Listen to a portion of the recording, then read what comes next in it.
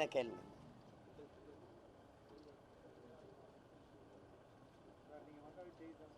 அதான் இது இல்லை, இது மே 10ஆம் தேதி எங்களுடைய தமிழ் தேசிய பேரியக்கத்தினுடைய தலைவர், இன்னைக்கு தமிழ் தேசிய அரசியலினுடைய பேராசான் எங்கள் ஐயா மணியரசன் அவர்களுடைய பிறந்த நாள். அதுக்கு முன்கூட்டியே ஒரு வாழ்த்து தெரிவிக்கும் வாய்ப்பாக எங்களுடைய ஐயா ஏகலைவன் அவர்களுடைய ராவணா வலையொலி இந்த பிறந்தநாள் நிகழ்வை ஏற்பாடு செஞ்சுருக்காங்க. அதுக்கு எங்கள் ஐயாவை வாழ்த்தி பேசுகிறதுக்காக நாங்கள் வந்திருக்கோம். அது அப்பாவுக்கு பிள்ளைகள் செய்கிற கடமை, அதை நாங்கள் செய்ய வந்திருக்கோம். இதை எங்கள் நிகழ்வு. வேறு உங்களுக்கு ஏதாவது? ஆமாம், இறைமகன் இயேசு அவர்களுடைய உயிர்ப்பு பெருநாளில் பேரன்புமிக்க கிறிஸ்தவ சொந்தங்கள் அனைவருக்கும் என்னுடைய அன்பும் வாழ்த்துக்களும். இறைமகன் இயேசுவினுடைய பேரன்பும் அருளும் இந்த பூ உலகில் எல்லா உயிர்களுக்கும் கிடைக்கட்டும். அதுதான் என்னுடைய விருப்பம். தமிழகத்தில் எலெக்ஷன் குறித்து, கூட்டணி குறித்தும் பரபரப்பாக பேசப்படுறது. இந்த பாமக உள்ள ராமதாஸ், அப்புறம் அன்புமணி, வைகோ, துரை வைகோ, இவங்களுடைய வாரிசுடைய பிரச்சனை, கட்சி பிரச்சனை எப்படி சார்? நீங்களே சொல்கிறீங்க அது ஒரு கட்சி பிரச்சனைன்ட்டு. அதனால் நாட்டுக்கு மக்களுக்கு ஏதாவது பிரச்சனையாக இருக்கா? அதனால் வெயில் அதிகமாக இருக்குது, அதனால் மின்தடை அடிக்கடி ஏற்படுது, அதனால் அரிசி பருப்பு விலை ஏறுது, தண்ணீர் தட்டுப்பாடு அதனால தான் வருது அப்படின்னா அது ஒரு கட்சி பிரச்சனை. எந்த கட்சியில் பிரச்சனை இல்லை? எந்த கட்சியில் பிரச்சனை இல்லை சொல்லு. அதனால நாட்டுக்கும் மக்களுக்கும் ஒரு பிரச்சனை கிடையாது. அது ஏதோ காவிரி நதிநீர் உரிமை மாதிரி பேசி தீர்க்க முடியாத பிரச்சனை இல்லை. அதனால் பிரச்சனை அதை அவங்க பேசி அழகாக சரி பண்ணுவாங்க. அதை போய் எடுத்துக்கிட்டு நம்ம பேசிட்டு இருக்கிறது பண்பாடற்ற செயல். வேறு ஏதாவது கட்சி தலைவர் வந்து எங்களுடைய தொலைபேசி உரையாடல் எல்லாம் திமுக அரசால் ஒட்டு கேட்கப்படுது அப்படின்னு சொல்லியிருக்காங்க. ஒரு கட்சி மற்ற கட்சியை சார்ந்தவங்களுடைய ஒட்டு கேட்கறது நியாயமா இல்லை அப்படி சாத்தியம் இருக்கா? என்னுடைய மதிப்பிற்குரிய மாமா பாரதிய ஜனதா கட்சியினுடைய மாநில தலைவர் அவர்கள் இன்றைக்கி தான் அதை பார்க்குறாங்க. அவருக்கு என்னது 20 வருஷமாக கேட்குறாங்க. இது ஆமாம், அது உங்களுக்கு தெரியும். இந்திய அளவில் 50 தலைவர்களில் ஒருவராக நான் இருந்த ஓட்டு கேட்கப்படுறதில்ல. தமிழ்நாட்டில் என்னோடதெல்லாம் மிக ரொம்ப நாளாக கேட்கப்படுது. அதில் இப்போ தானே வந்திருக்காங்க அவங்க இதை நல்லா என் தம்பி அண்ணன் நீங்கள் பேசுகிறத பதிவு பண்ணிட்டு விட்டேன். உன்னோட எங்கடா பேசுகிறேன், பதிவு பண்ணுற அதிகாரியோட தான்டா பேசுகிறதெல்லாம் நான் சொன்னது இல்லை. அது பதிவு பண்ணுவாங்க. ஆனால் அது ஒரு அநாகரிகமானதான். இந்த நாட்டில் தனி மனித சுதந்திரம் என்ற ஒன்று இல்லை. அது எது ஒன்றையும் பதிவு பண்ணுவாங்க. சார், அமித்ஷா வந்து போன பிறகு கூட்டணி ஆட்சியா இல்லை கூட்டணி கட்சிகளோட ஆட்சியா அப்படின்றதுல ரெண்டு பேருக்குமே மாறி மாறி கருத்துக்கள். எங்களுக்கு வேண்டியது கூட்டாட்சி, கூட்டணி ஆட்சி அதெல்லாம் இல்லை. எங்களுக்கு வேண்டியது நல்லாட்சி, மக்கள் நலன் சார்ந்த ஆட்சி, நாட்டுக்கு மக்களுக்கும் வேண்டிய விரும்பிய ஆட்சி. அது ஏதாவது இருக்கா சொல்லு. நான் சொல்றது நல்ல ஆட்சி. நான் சொல்றது நல்ல ஆட்சி. இது ரொம்ப ஒரு கேள்வியை ஒரு பரீட்சையில் ஒரு தேர்வில் கேட்டு விட்டுறணும், அதுக்கு பதில் எழுதியாச்சுன்னா. ஒவ்வொரு தேர்வுலையும் கேட்டுக்கிட்டு இருந்தால் அது எரிச்சல் ஆயிடுது. என்ன வரம்பை மீறி செயல்படுவதா பாஜக எம்பி ஒரு விமர்சனம் வச்சிருக்காரு. ஏற்கனவே துணை குடியரசுத் தலைவரும் உச்சநீதிமன்றம் மேலே விமர்சனம் வச்சிருக்காரு. தங்களுக்கு எதிராக ஒரு கருத்து வரும்போது அது எதிராக செயல்படுதுன்னு நீங்கள் சொல்கிறீங்க. இப்போ நான் இதை பலமுறை அந்த கருத்தை வலியுறுத்தி பேசுனேன். இந்த நாட்டை ஆள்வது நாடாளுமன்றமும் சட்டமன்றமா அல்லது நீதிமன்றமான்னு கேட்டிருக்கேன். எங்களுக்கான உரிமை பறிக்கப்படும் போது அந்த ஆவேசத்தின் குரலை நான் எழுப்பினேன். நீங்கள் கேட்கல. காவிரி நதிநீர்னால் அதை பாராளுமன்றத்தில் பேசி ஏதாவது சொல்லியிருக்காங்களா? அப்படி தீர்வு வந்திருக்கான். நீதிமன்றம் தான் போகிறோம். நீட் எழுதணுமா வேணாமா? நீதிமன்றம் தான் போகிறோம். கச்சத்தீவு மீட்கணுமா வேணாமா? நீதிமன்றம் தான் போகிறோம். பாராளுமன்றத்தில் விவாதம் நடத்தப்படுதா? அது குறித்து ஏதாவது முடிவெடுக்கப்படுதா? சரி, இப்போ சிஏஏ, என்ஆர்சி எல்லாம் நீங்களாக தான் என்ன பண்ணீங்க? ஏதாவது ஒன்று நாங்கள் எதிர்த்தா நீதிமன்றத்துக்கு போன்றீங்க. சரி, நீதிமன்றம் அது சொல்லிடுச்சு, ஆமாம் நீங்கள் எழுதணும் அப்படின்னீங்கன்னா, நீட் எழுதணும்னா ஆமாம் அதை கேட்கணுன்றீங்க. ஏன்னா நீதியை மதிக்கணும், சட்டத்தை மதிக்கணும். மீறினா சட்டத்தை மீறிட்டார், நீதிமன்ற அவமதிப்புன்னு கொண்டு வரீங்க. இந்த நாட்டில் எது ஒன்றுமே நீதிமன்றம் மூலமாக தான் சொல்லப்படுது, நிறைவேற்றப்படுது. அதுக்கு எத்தனை வேணாலும் உதாரணம் சொல்லலாம் உங்களுக்கு. இப்போ அந்த வக்பு வாரியத்தை நீங்கள் திருத்த சட்டத்தை கொண்டு வரும்போது அந்த கேள்வியை நான் தான் முதல்ல முன் வச்சேன். இங்கே இஸ்லாமியர் அறக்கட்டளை இந்துக்கள் நிர்வாகத்துக்குள்ளே வரலாம்னா இப்போ இந்து அறக்கட்டளை இருக்குது. இப்போ தேவஸ்தானத்துக்கு தனி போர்டு, தனி நிர்வாகம் இருக்குது. திருப்பதிக்கு இப்போ தமிழ்நாட்டில் இந்து அறநிலைத்துறைன்னு ஒன்று இருக்குது. அந்த அறநிலையத்தில் 2 கிறிஸ்தவர் 2 இஸ்லாமியரை நீங்கள் நிர்வாகத்தில் போட்டால் அப்படி எனக்கு சந்தேகம் இருக்குது. பல்லாயிரக்கணக்கான ஏக்கர் இருக்குது ஒவ்வொரு கோயில்களுக்கும். அதில் நிறைய நிலங்கள் கையாடப்பட்டிருக்கிறதா, ஆக்கிரமிக்கப்பட்டிருக்கிறதா நான் சொல்கிறேன். ஏன்னா சான்றோட வேணால் எடுத்து வேணாலும் வெளியிடுறேன். எவ்வளவு வருமானம் வருது? திருத்தணியில் எவ்வளவு, திருச்செந்தூரில் எவ்வளவு, பழனியில் எவ்வளவு, ஒவ்வொரு கோயில்லையும் எவ்வளோ வருவாய் வருது? அதை வச்சு நீங்கள் என்ன பண்ணீங்க? கோயிலுக்கு திருப்பி செஞ்ச காரியங்கள் என்ன, செயல்கள் என்ன, ஏதாவது சொல்லுங்கள் பார்ப்போம். ஒன்றும் இல்லை. யார் கேட்பா? யார் கணக்கு கேட்பா? அங்கே ஒரு இஸ்லாமியர் கிறிஸ்தவர் 2 நிர்வாகிகளை போடுங்களேன் பார்ப்போம். கஷ்டமாக இருக்குல்ல? அறக்கட்டளைக்கு பேரே இஸ்லாமியர் அறக்கட்டளை. வக்பு அப்படிங்கிறது அரபு சொல். இஸ்லாமியர் மக்களுக்காக இஸ்லாமிய கொடையாளர்கள் அல்லாவின் திருப்பெயரால் கொடுத்த ஒரு கொடை.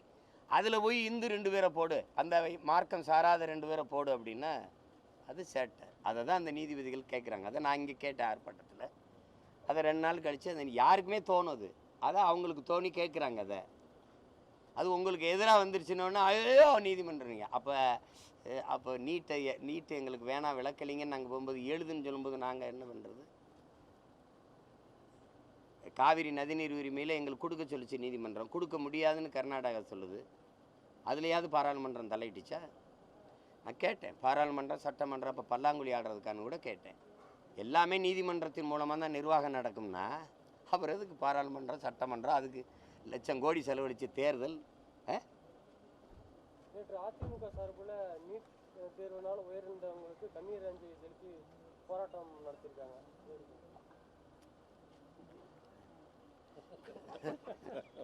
அது போராட்டத்துக்கு நான் வேணா ஒரு கண்ணீர் அஞ்சலி செலுத்துகிறேன். அதுதான் சரி. இந்த மாதிரி நீங்கள் என்ன இன்றைக்கி நேத்தா பார்க்குறீங்க, கொஞ்சம் நீங்கள் சின்ன பிள்ளையாக இருக்கிறீங்க, என் தம்பியாக இருக்கிறீங்க. இது மாதிரி பல நாடகங்கள் உங்கள் அண்ணன் பார்த்துருக்கேன். நீங்கள் இன்னும் பார்க்க இருக்கிறீங்க. இங்கே இருக்கிற பெரியவங்கெல்லாம் பார்த்துருப்பாங்க.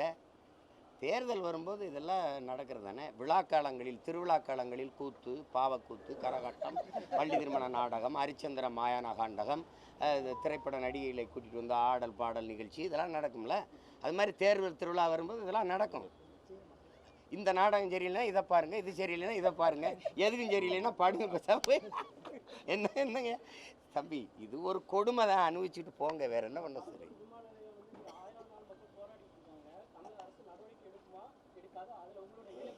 நான் என் மக்கள்கிட்ட சொன்னேன். நான் தான் மக்களோடு நின்னவன். நான் கேட்குறதுக்கு யாருக்கிட்டையும் பதில் இருக்காது. இப்போ உங்ககிட்டே கேட்குறேன், நீங்கள் தான் பதில் வச்சுருக்கீங்களான்னு சொல்லுங்கள். 1000 நாள்லாம் ஒன்றும் இல்லை. நான் அவங்களுக்கு சத்தியம் ஒன்று செஞ்சேன். உன் மயம் உயிரோடு இருக்கிற வரை அங்கே ஏர்போர்ட்டு வராது. இதை பேனா சிலை வச்ச கதை தான், 8 வழிச்சாலை போட்ட கதை தான். உங்களுக்கு புரியுதுன்னு நினைக்கிறேன். டங்ஸ்டன் தொழிற்சாலை நான் போய் அங்கே ஊர் குலசாமி முன்னாடி சத்தியம் பண்ணேன், இந்த மகன் இருக்கிற வரை எவனுங்க ஒரு கல்லை கூட பார்க்க முடியாதுன்னு. அது மாதிரி 1000வது நாள் போராடுற என் மக்களுக்கு உங்கள் மூலமாக சொல்கிறேன், கட்ட முடியாது, கட்ட விட மாட்டேன். அது சொல்லார், என்னை தாண்டி தாண்டா தொடணுங்கிற மாதிரி. சும்மா அதெல்லாம் இருக்கிற விண்ணூர்தி நிலையத்தில் பறக்க விண்ணூர்தி இருக்கா? பேச்சாதான், கேள்வியாக தான். சென்னை விமான நிலையத்தில், வானூர்தி நிலையத்தில் பறக்க வானூர்தி இண்டிகோ தவிர வேறு வண்டி இருக்கா? சரி, 5000 ஏக்கரில் நீ விண்ணூர்தி நிலையம் கட்டிட்ட. அங்கே விண்ணூர்தி ஓட்ட போகிற முதலாளியே. அந்த 5000 ஏக்கரில் கட்டப்படுகிற வானூர்தி நிலையம் மக்களுக்கா அந்த முதலாளிக்கா? வானூர்தி யாருது? வானூர்தி ஓட்ட போகிற முதலாளி யாரு? அதே இண்டிகோவை நாளைக்கு ஒரு கண்டிகோவோ எவனோ ஒருத்தன் வருவான். அந்த முதலாளிகளின் லாப தேவைக்கா மக்கள் சேவைக்கா? நீ பறக்கிறதே பற்றி கவலைப்படுறியே. பசியோடு இருக்கிற பல லட்சக்கணக்கான பல கோடிக்கணக்கான மக்களை பற்றி கவலைப்பட மாட்டேற. பறந்து எங்கே போகிற? எங்கே போகிற சொல்லு, எங்கே போகிற? தமிழ்நாட்டுக்குள்ள நாங்கள் பல இடங்களில் பறந்து பயணம் செய்கிறோம். இண்டிகோன்னு ஒரு விண்ணூர்தி தான் இருக்குது. அதுதான் எல்லா மாவட்டங்களையும் இணைக்குது, இந்தியாவே அதான் இணைக்குது. ஒரு தடவை நான் மதுரைக்கு போய் இறங்க 24,000 ரூபா, திருப்பி அங்கேருந்து இங்கே வர 24,000, 50,000 ரூபா. அவர் சொல்கிறதான் கட்டணம், அவர் எடுக்கிறதான் நேரம். ஒரு 12 மணிக்கு நீங்கள் போகணும், அடுத்த நாள் 12 மணிக்கு கூட போகலாம். அந்த மாதிரி தான் அவர் எஜமா என்ன முடிவு பண்ணுறாரோ அதுதான் அவர் நினைக்கிறதான் கட்டணம். திடீர்னு 24,000 30,000 கூட மாறும். அதனால சேவை அரசுக்கு சொந்தமாக ஒரு விண்ணூர்தி இல்லை. அப்புறம் விண்ணூர்தி நிலையம் என்னத்துக்கு? இதுக்கா நாங்கள் அங்கே வைக்கிற கோரிக்கை அது ஏர்போர்ட்டு கட்ட வேண்டியதில்லை, ஏர்போர்ட்டு உள்ளணுங்கிறோம். புரியுதா? ஆகாயத்தில் பறக்கிறது வளர்ச்சி தான். ஆனால் விண்ணூர்தியில் பறந்து போகிறவனுக்கும் பசிக்குது, அவனுக்கு நீரும் ஜோறும் பூமியிலிருந்து தான் போகணுங்கிறத கவனத்தில் வச்சுக்கிட்டு எல்லாரும் பேசணும். சந்திர மண்டலத்துக்கு சந்திராயனை அனுப்புறது வளர்ச்சி தான். ஆனால் அந்த சயின்டிஸ்டுக்கு சாப்பாடை எங்கள் ஆத்தால் அப்பனும் சம்சாரி தான் அனுப்பணுங்கிறத மனசில் வச்சுக்கணும். விண்வெளிக்கு விண்கலத்தை ஏவுங்க, வளர்ச்சி தான். ஆனால் அந்த விஞ்ஞானிக்கு சாப்பாடை விவசாயி தான் அனுப்பணுங்கிறத கவனத்தில் வச்சுட்டு கொஞ்சம் வேலையை பாருங்கள். எல்லாம் இப்படியே பேசிட்டு இருக்காதீங்க. நாங்கள் ஆகாயத்தில் பறந்துட்டோம்னா பசியை மறந்துடுவீல. சும்மா இது ஒரு பைத்தியக்காரத்தனமான இது. கொஞ்ச நாளைக்கு ஆடுவாங்க, இப்போ பேச மாட்டாங்க. தேர்தல் வருதுல்ல, அதை பேச மாட்டாங்க. அடுத்து அதுதான் இது பண்ணுவாங்க. கட்ட முடியாது, கட்ட மாட்டாங்க, தேவையில்லை. ஒருத்தர் சொல்லுங்க, சென்னை வானூர்தி நிலையத்துக்கு வெளியில் வந்து இந்த வானூர்தி நிலையத்தில் வசதி பத்தலை, இதை விட வசதியான விண்ணூர்தி நிலையம் கட்டித்தாங்கன்னு ஒரு பயணி போராடினதா அல்லது செய்தி கொடுத்ததா சொல்லு. ஏன்னா அதிகப்படியாக விண்ணூர்தியை கொடுத்து இந்த ஃப்ரீக்குவென்சி, இந்த அலைவரிசையை அதிகப்படுத்துங்க, கட்டணத்தை குறைங்க, அப்படி தான் கேட்பாங்களே ஒழிய இந்த இது வசதி பத்தலைன்னு. இந்த கோயம்பேடு பேருந்து நிலையத்தில் வசதி பத்தலைன்னு யாராவது வெளியூர்லேருந்து இறங்கின பயணி யாராவது ஒருத்தர் சொல்லி பார்த்துருக்கலாம்? ஒரு முகநூல்லையாவது பதிவு போட்டு பார்த்துருக்கீங்க? எதுக்கு நீ போய் கிளம்பாக்கத்தில் 410 கோடி கட்டினேன்? கிளாம்பாக்கத்தில் எங்கள் ஊரில் இருந்து கிளாம்பாக்கம் வர 1000 ரூபா, அந்த கிளாம்பாக்கத்துலேருந்து சென்னைக்குள்ள வர 1000 ரூபா. சிரிக்காதீங்க, நான் சொல்கிறது வெரி சீரியஸ் தம்பி. இதெல்லாம் வந்து தம்பி எங்கள் ஊரில் வயசான எங்கள் அப்பத்தாலாம் சொல்லும், கால கொடுமை ஐயா அப்படிம்பாங்க. அதுதான் நாங்கள் நினச்சிக்கிற வேண்டியது இருக்குது. சொல்லுங்கள், எதையோ ஒன்று எங்கே காசு வருமோ, கண்ணுக்கு எது தெரியுமா? மேம்பாலம் கட்டினா மக்கள் மேம்பாலம் கட்டியிருக்காங்கன்னா அதில் ஒரு 100 கோடி அடிக்கலாம். காலையில் பிள்ளைகளுக்கு உப்புமா கிண்டி போட்டால் அதில் அந்த அந்த அது ஒரு ஸ்கீம் அது வச்சுருக்காங்க, ஒரு இது. அந்த ஸ்கீம் அதில் எப்படின்னா ஒரு ஒரு 100-200 கோடி அடிக்கலாம். அப்போ காலையில் உணவை போடு. என்னடா உணவுனா உப்புமா. 7 நாள் 5 நாள் உப்புமா. அதெல்லாம் சரி. தமிழன் பிரச்சனை அவர் வந்து உழைக்கும் பெண்களுக்கு கொடுக்கக்கூடிய 1000 ரொம்ப மிரட்டுற மாதிரி நாங்கள் நினச்சா கேன்சல் பண்ணிடுவோம் அப்படிங்கிற மாதிரி மிரட்டுற மாதிரி பேசியிருக்காரு. தயவு செய்து கேன்சல் பண்ணுங்கன்னு ஏதோ தம்பி பேசுகிறப்பல அந்த கட்சியில் இருக்கிறாரு அவர். எனக்கு ரொம்ப அன்புள்ள தம்பி, அவர் பேசுகிறார். அது ஒன்றும் வேற. கடந்த 1 மாதமாக வெற்றித்தறி தொழிலாளர்கள் வந்து கூலி உயர்வு உள்ளிட்ட கோரிக்கைகளை வழங்கி வேலை நிறுத்தத்தில் ஈடுபட்டிருக்காங்க. இப்போ வரைக்கும் அவர்கள் கோரிக்கையை நிறைவேற்றப்படல. அது நிறைவேற்ற மாட்டாங்க, நிறைவேற்றப்படாது. அவங்களுக்கு என்னுடைய ஆதரவு. அதை தீர்க்கணும்னா இந்த மகனுக்கு அதிகாரம் வரணும். அவங்களுக்கு கவலையே பட மாட்டாங்க. நெசவாளி, உழவன், போக்குவரத்து தொழிலாளி, மருத்துவன், ஆசிரியர், பணி நியமனம் தேர்வு எழுதி நியமனத்துக்காக காத்திருக்கிற ஆசிரியர், செவிலியர், எவரை பற்றியும் கவலை. அங்கே இனப்பற்றுன்னு ஒன்று கிடையாது, வெறும் பணப்பற்று ஒன்று தான்.